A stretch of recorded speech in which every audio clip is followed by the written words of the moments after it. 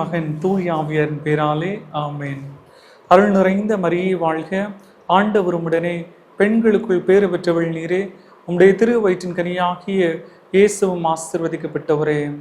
புனித மரியே, இறைவனின் தாயே, பாவிகளாக இருக்கிற எங்களுக்காக இப்பொழுதும் எங்கள் இறப்பின் வேளையிலும் வேண்டிக் கொள்ளும் ஆமேன். இறை இயேசுவில் பிரியமானவர்களே, உங்கள் அனைவரையும் மரிய மாதா தொலைக்காட்சி வழியாக சந்திப்பதிலே நான் மட்டற்ற மகிழ்ச்சி அடைகின்றேன். இறை இயேசுவில் பிரியமானவர்களே, இன்று நாம் உபகார அன்னையை பற்றி சிந்திக்க அழைப்பு விடுக்கின்றேன். உபகாரம் என்று சொன்னால் மற்றவருக்கு உதவி செய்து மகிழ்வது. ஆங்கிலத்திலே டிலைட் என்னும் வார்த்தையும் உண்டு. கிபி 1212 ஆண்டு இது உபகார அன்னை முக்கியமான 3 நபர்களுக்கு காட்சி தருகின்றாள். முதலாவதாக புனித பேதுரு நோலோஸ்கோவிற்கும், இரண்டாவதாக ரெய்மண்டா பென்னியா போற்றுக்கும், மூன்றாவதாக அரசன் யாக்கோபிற்கும் காட்சி தருகின்றாள். இவர்களிடத்திலே அன்னையானவள் சொல்ல வருகின்ற ஒற்றை செய்தி என்னவென்றால், கிபி 711 ஆண்டு இஸ்லாமிய படை வீரர் தாரிக் இப்னு ஷியாத் என்பவருடைய தலைமையில் இவர்கள் ஸ்பெயின் நாட்டை ஆண்ட ரெட்ரிகோவை தோற்கடித்து அந்த மக்களை எல்லாம் தன்வசப்படுத்திக் கொள்கின்றார்கள்.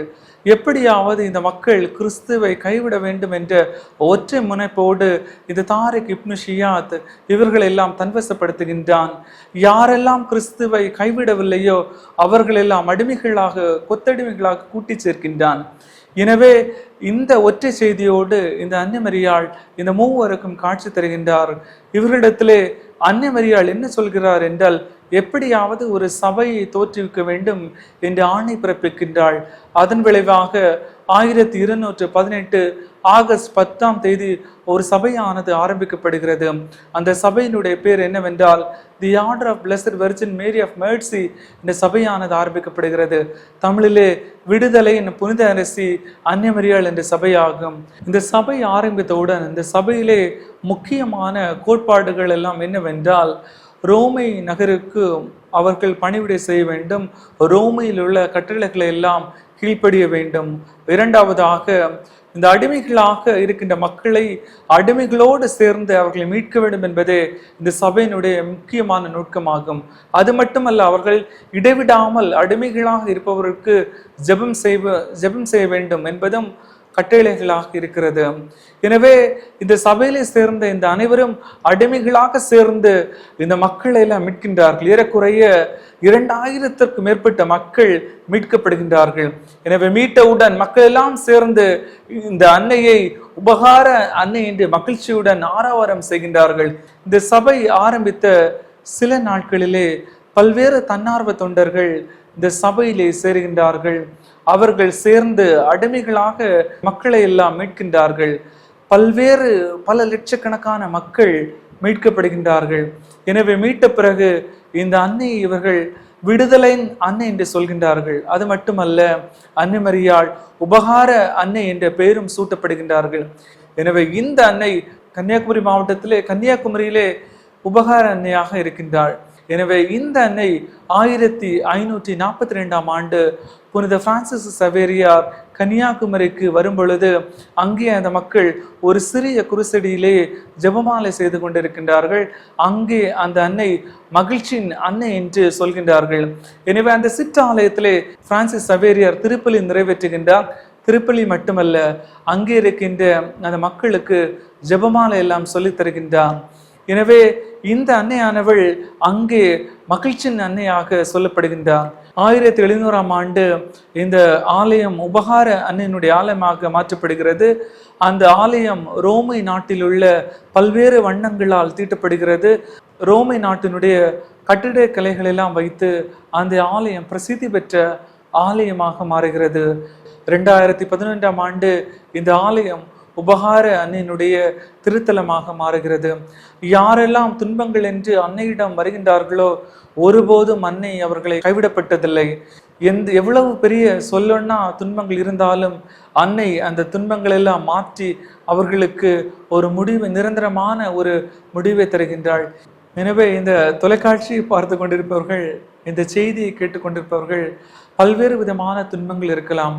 அன்னை இதோ உங்களை சந்திக்கின்றாள், உங்கள் வாழ்க்கையை அவள் பார்க்கின்றாள். உங்கள் பிரச்சனைகள் எல்லாம் அவள் எடுத்து போடுகின்றவளாக இருக்கின்றாள். எனவே இந்த அன்னையிடத்திலே நாம் வரும்பொழுது அன்னை உங்களுக்கு உபகாரம் செய்யக்கூடிய அன்னையாக இருக்கின்றாள். எனக்கு அன்பார்ந்தவர்களே, நம்முடைய வாழ்விலே பல்வேறு விதமான பிரச்சனைகள் ஏற்படலாம். நாம் நினைக்கலாம், நான் யாரிடத்திலே என்னுடைய பிரச்சனைகள் எல்லாம் எடுத்து செல்வேன்? அன்னை மரியாளிடம் உபகாரம் என்று சொன்னால் அது மிகையாகாது. ஏனென்றால் கப்ரியேல் தூதர் அன்னை மரியாளிடம் அதை சொல்கின்றார்.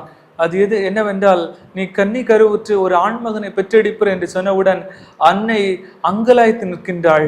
ஆனால் இந்த அன்னை யாரிடமும் சென்று தன்னுடைய பிரச்சனைகள் நாம் சொல்லவில்லை.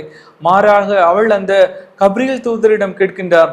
எனக்கு எப்படி நிகழும் என்று கேட்டவுடன் கப்ரியேல் தூதரிடத்திலிருந்து விடை வருகிறது. என்ன விடை என்றால், நீ பெற்றெடுக்க போகும் குழந்தை சாதாரண குழந்தை அல்ல, மாறாக அது இறைமகன் என்ற ஒரு செய்தியானது வருகின்றது. அவளுக்கும் அந்த கப்ரியேல் தூதர் உபகாரம் செய்கின்றார். எனவே இந்த அன்னை அந்த உபகாரத்தை தன்னோடு மட்டும் வைப்பதில்லை, மாறாக அனைவருக்கும் அவள் உபகாரம் செய்கின்ற அன்னையாக இருக்கின்றாள். எனவே யாரெல்லாம் அன்னையை நோக்கி வருகின்றார்களோ அவர்கள் ஒரு நாளும் கைவிடப்பட்டதில்லை. நம்மிடத்திலே மிகப்பெரிய துன்பங்கள் இருக்கலாம், தீராத வியாதிகள் இருக்கலாம், ஐயோ என்னுடைய வாழ்க்கை இப்படி இருக்கின்றது என்று கலங்கலாம். ஆனால் இந்த உபகார அன்னையிடத்திலே நாம் வரும்பொழுது அவர் உங்கள் துன்பங்கள் எல்லாம் மாற்றி அவள் உங்களுக்கு புதுமை செய்வதற்காக காத்து கொண்டிருக்கின்றாள். எனவே நாம் அனைவரும் அவளிடத்திலே மிகுந்த பக்தியோடு நாம் வருவோம். நிச்சயமாக இந்த அன்னை உங்களை சந்தித்து உங்களுடைய பிரச்சனைகள் எல்லாம் மாற்றுவாள். இயேசுவில் எனக்கு பிரியமானவர்களே, உங்களிடத்தில் என்னுடைய சாட்சியை பகிர்வதிலே நான் மிகுந்த மகிழ்ச்சி அடைகின்றேன். 2024ஆம் ஆண்டு என்னுடைய வாழ்க்கையிலே ஒரு முக்கியமான ஒரு சம்பவம் நிகழ்ந்தது. அந்த சம்பவம் என்னவென்றால், நான் அங்கலாய்த்து கலங்கி கொண்டே இருந்தேன். ஐயோ என்னுடைய வாழ்க்கையிலே என்ன நிகழும் என்று நான் ஏங்கிக் கொண்டிருந்த தருணம் அது. ஏனென்றால் நான் ஒரு இரத்த பரிசோதனை மாதிரிக்காக ராமச்சந்திரா என்று சொல்லக்கூடிய அந்த மருத்துவமனையிலே என்னுடைய இரத்த மாதிரிகளே நான் கொடுத்தேன். அவர்கள் சொன்னார்கள், உங்களுக்கு ஜாக்டு டெஸ்ட் என்று சொல்லக்கூடிய அந்த பரிசோதனை நிகழ்த்த வேண்டும், உடனடியாக நிகழ்த்த வேண்டும் என்று சொன்னார்கள். நான் உடனே கேட்டேன், எதற்காக எனக்கு நிகழ்த்த வேண்டும் என்று கேட்டேன். உடனே அவர்கள் சொன்னார்கள், எங்களுக்கு பயமாக இருக்கிறது, உங்களிடத்தில் புற்றுநோய் இருக்குமோ என்ற அச்சம் எங்களிடத்தில் இருக்கிறது என்று சொன்னார்கள். நானும் என்னுடைய இரத்த மாதிரியை நான் கொடுத்தேன்.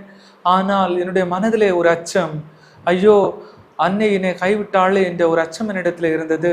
எனக்கு ஒரு நாளும் எனக்கு தூக்கம் வரவில்லை. அந்த ஒரு வாரம் நான் மிகுந்த வேதனையோடு மிகுந்த வலியோடு நான் இருந்தேன்.